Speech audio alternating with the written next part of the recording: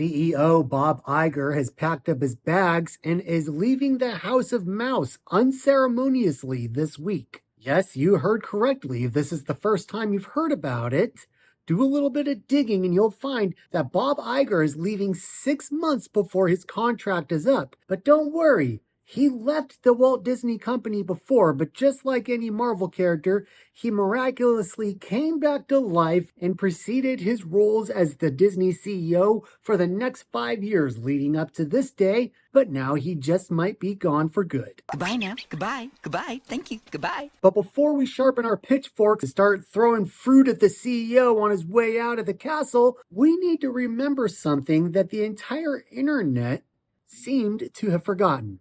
A soliloquy for every movie, from Casablanca, Tommy Boy. He's here, it's him, it's Andrew Toy. It's Andrew Toy. We say that history repeats itself, and nowhere is it more clear than here. Michael Eisner was the previous CEO through the 80s and 90s. And he was the one who revolutionized family entertainment practically overnight. But if you look at his later years, you can see that he really fell off the cliff and just started making really horrible decisions. We just thought maybe you were made of something stronger. He actually wanted to close down the animation department of Disney, basically breaking the backbone of Disney itself. I mean, that's how we ended up with that cow movie. What was the cow movie? Remember the cows and the farm? It's so bad that I can't even recall the name of that movie. If you know it, drop it down in the comments below. But yes, Disney Animation pumped out a movie about cows and tried to sell that off as a Walt Disney masterpiece. That was supposed to have been Disney's very last animated movie. But then Bob Iger took over. Hail the conquering hero!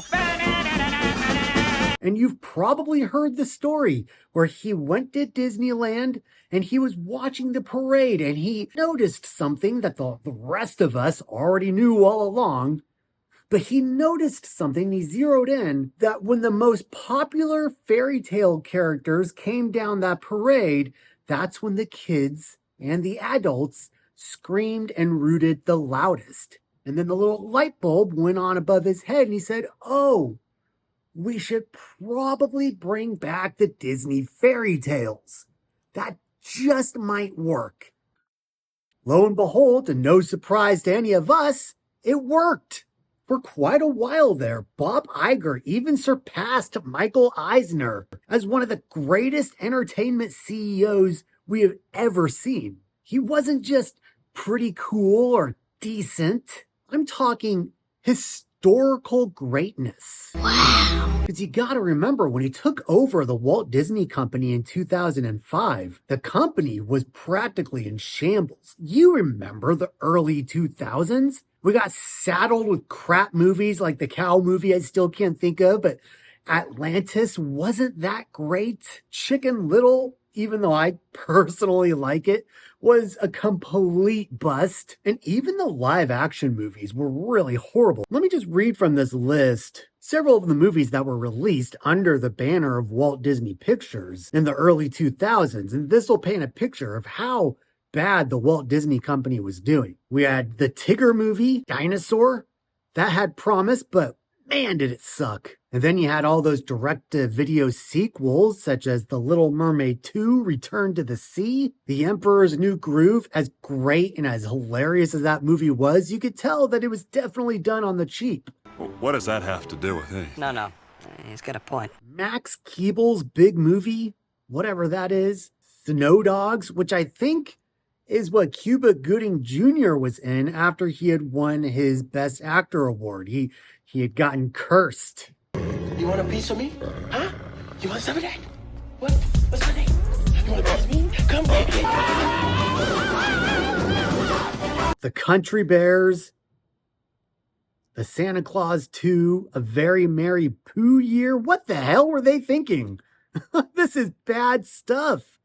Inspector Gadget 2, which I don't know if the first one even did well, but they decide to make a sequel off of that Piglets movie? What was their fascination with Winnie the Pooh? Holes, I think I made it a few minutes through that movie. Lizzie McGuire, the movie. And then you got Pixar on the other hand. They're just shooting out one pearl after another with Finding Nemo, Monsters, Inc. It's like Disney couldn't keep up with the company that they bought out. Oh, they did a George of the Jungle 2? What?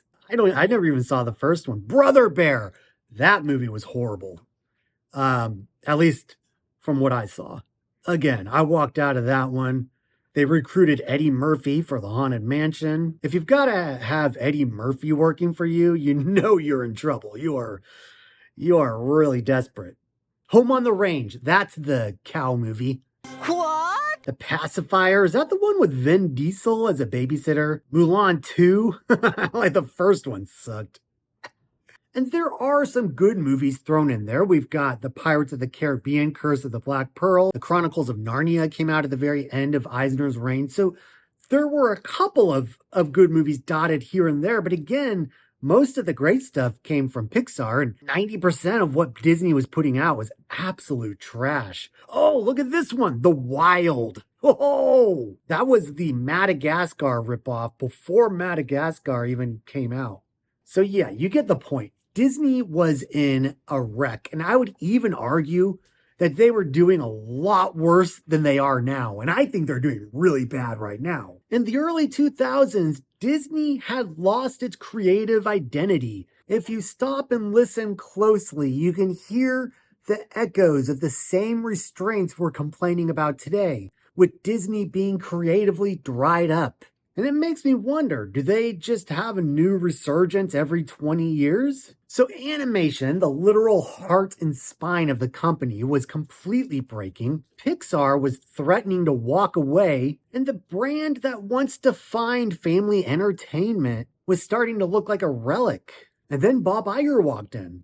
And for about a decade, he made one good decision after another. And because of that day he saw the Disney parade, the first huge decision that righted the ship was to reinstate Disney Animation. You're welcome. Under Michael Eisner, Disney Animation was struggling really hard after the 90s Renaissance. Disney Animation got so bad that some of the executives suggested that they just close the department down permanently. I am the king. I can do whatever I want. It's like telling Nike to stop making shoes. Animation is what Disney built his legacy and company on. There's a reason you have the Seven Dwarfs holding the building up in Burbank, California. But instead of abandoning animation, Bob Iger doubled down on it. And that decision alone changed everything going forward. And then in 2006, Bob Iger made his first massive move. He bought Pixar for $7.4 billion. And at that time, that was a considerable gamble.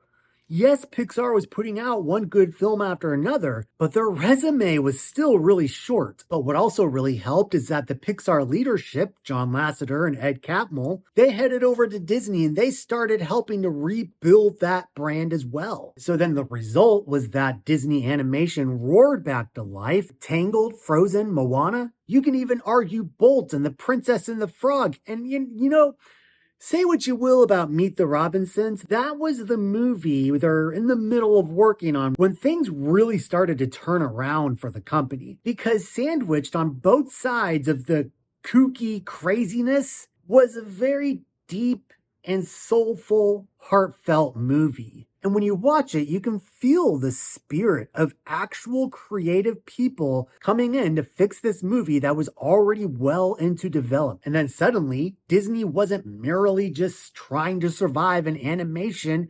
It went right back to dominating hand in hand with Pixar. And if that wasn't crazy enough by financial standards, Bob Iger made an even crazier move. In 2009, he bought Marvel for $4 billion. All right, hey.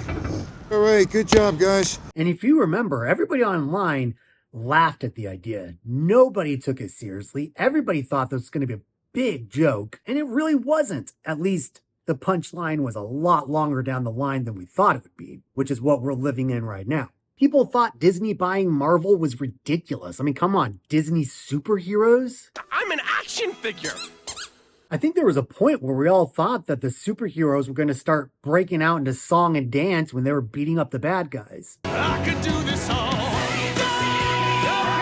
But that purchase created the Marvel Cinematic Universe, which became the largest movie franchise in history. It's going to take a long time for anybody to catch up. I got my money on the Fast and the Furious movies. Avengers Endgame alone turned Marvel into a global phenomenon, and that $4 billion purchase generated into tens of billions of dollars. That's not just a good investment.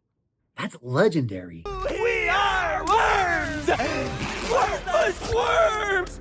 And then, if that wasn't enough, Iger made another move that shocked Hollywood by purchasing Star Wars. In 2012, Disney bought Star Wars and the entire Lucas brand for $4.5 billion.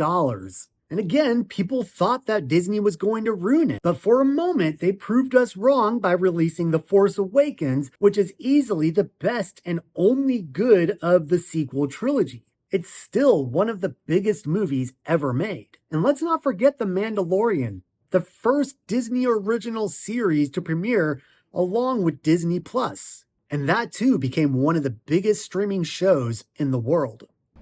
Or should I say, galaxy. That's stupid. By the late 2010s, Iger had done something unprecedented. Disney now owned... Sorry, you're saying unprecedented? Uh-huh. Unpressed. Unpressed? Unprecedented. Unprecedented. You're saying unpresident. Unprecedented, not... So the emphasis is on press. Yes, unprecedented, not unprecedented. Okay, let's see what we got here. By the late 2000s, Iger had assembled something unprecedented. I said it right. It still sounds like you're saying president. Like a president. But it's like you're pushing on something. By the late 2010s, Iger had assembled something unprecedented. Better? Yeah. Disney now owned Pixar, Marvel, Star Wars, ESPN, Disney Animation, ABC. It was like assembling the Avengers of intellectual property. At one point in 2019, Disney controlled 7 of the 10 largest movies of the year. 7. That's not competition. That's domination. Sudden death. Iger also pushed Disney into the streaming service with Disney Plus, which at launch exploded in a very good way. Within its first year alone, it had tens of millions of subscribers. Overnight, shows like The Mandalorian became cultural events, and Disney suddenly had a direct pipeline into people's homes. The bottom line is that for 15 years, Bob Iger was unstoppable, and he was doing good things. People laughed at it first. They've done everything you've asked of them, and they did it with all of you laughing in their face.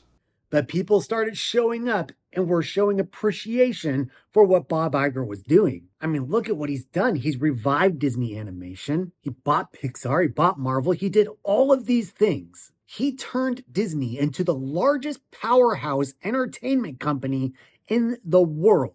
As a result, the company's value skyrocketed, and Disney wasn't just successful. It was the epicenter of the entertainment universe. So when people talk about Bob Iger today, they often, and I myself included, we end up focusing on the last few years of his reign at Disney. All the controversies and idiotic decisions. I'll get to that all in the next video, so make sure you subscribe. But if we're being fair, there was a big period where his leadership, it didn't just save Disney, it redefined the entire entertainment industry. And whether you like him or not, that part of his legacy is really hard to ignore and should never be forgotten. Now, let's go on and rip him a new one. Check out my next video. Here we go. It was like assembling the Avengers of Avengers